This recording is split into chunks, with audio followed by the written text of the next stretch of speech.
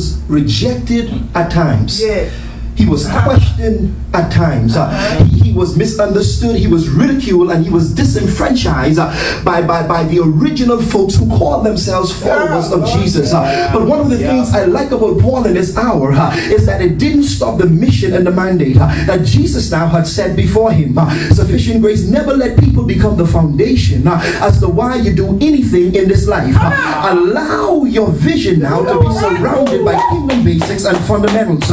Paul's success, we must understand, was largely now accredited to his testimony. Never devalue your testimony, because your testimony is the thing that motivates you. In other words, it drives you, it encourages you, it gives you something now to begin to live for. It gives you something to fight for, something to die for, something to stand for. It gives you validity in God. Never take sufficient grace, your testimony, for granted.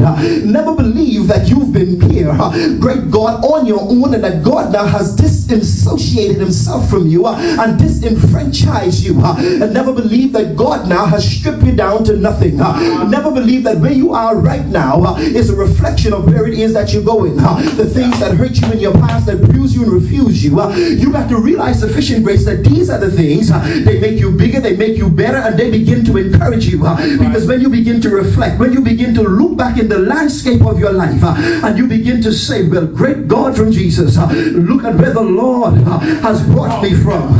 Look at what it is that he's done. Look at how he held my hand. I remember when I was down in the miry clay, when he stretched across the walls of eternity, he showed up into time.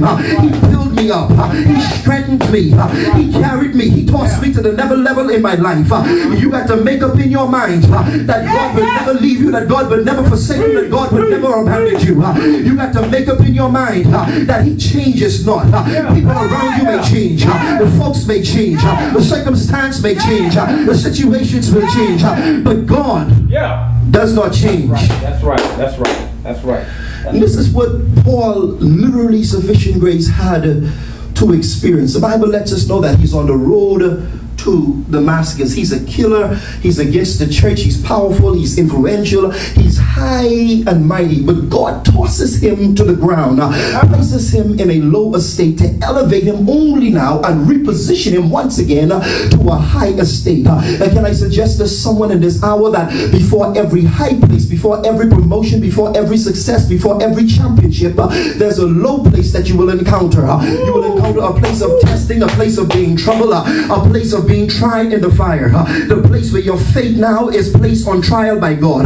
But because now God decided now to change everything, every now and then you got to realize that what God would literally do is that God would step in and he would begin to change the rules